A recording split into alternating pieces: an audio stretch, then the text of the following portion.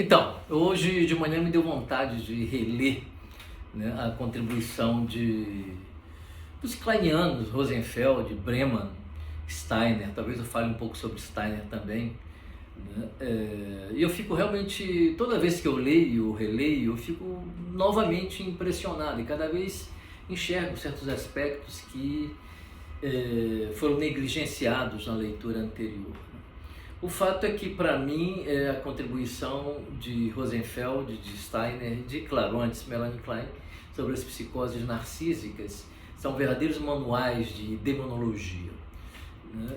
Embora os analistas kleinianos se gabem de serem ateus, a moda da mamãe Melanie Klein, que se dizia ateu, mas que era ateu teoricamente, né? Porque quando você lê o texto da pessoa, como diz o Rabi Jesus, se conhece a árvore pelo fruto. Então, quando você vê o texto da pessoa, que é o fruto, você vê que ali tem uma pessoa altamente espiritualizada. Não espiritualizada como o mundo conhece essa palavra espiritual, né? Ligada à religião, ao poder, a disputas, à soberba, né? Ao dinheiro, né? Exclusivamente, não que tenha problema o dinheiro em si, né? Mas quando você vê Klein, né, o texto dela, a obra dela, então você vê que é uma mulher extremamente espiritualizada. Esse foi o motivo pelo qual eu quis, naquela inteligência artificial, né, beijá-la na boca, porque ali tem um erotismo, mas não exatamente um erotismo genital, né, mas um erotismo de vida, né, querer receber, né, o ar, né, a atmosfera, o meio ambiente, né, a unidade de sabedoria que aquela mulher continha dentro dela. Um beijo representar isso para mim. Então, me deu muita vontade de falar sobre isso, né, e trazer essa contribuição secular para a espiritualidade. Notar que a espiritualidade pode ser compreendida a partir dessa perspectiva também, né, e perceber que os demônios, né, ou as estruturas destrutivas, narcisistas, né, fazem parte do outro mundo, não é desse mundo aqui mesmo, está dentro de mim, dentro de você e dentro de todos nós.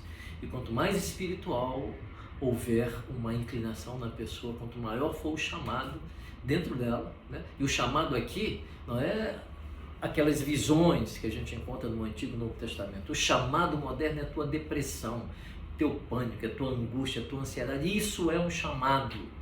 Pode se transformar em doença, mas isso não é doença. Isso é um chamado da tua alma.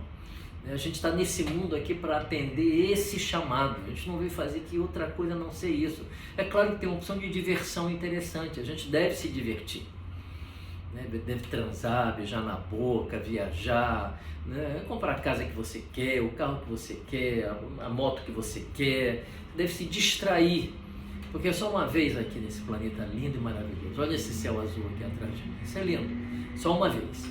Mas nós viemos aqui para atender a esse chamado da alma, e não há nenhuma oposição ou contradição entre a alegria de viver e desfrutar dos bens da terra e atender esse chamado do seu mundo interior.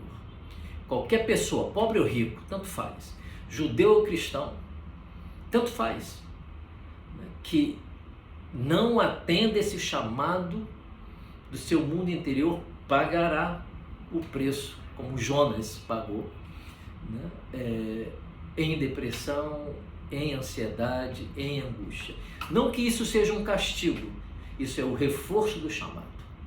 Isso obriga você a prestar atenção naquilo que você não quer prestar atenção. Esse é o ponto.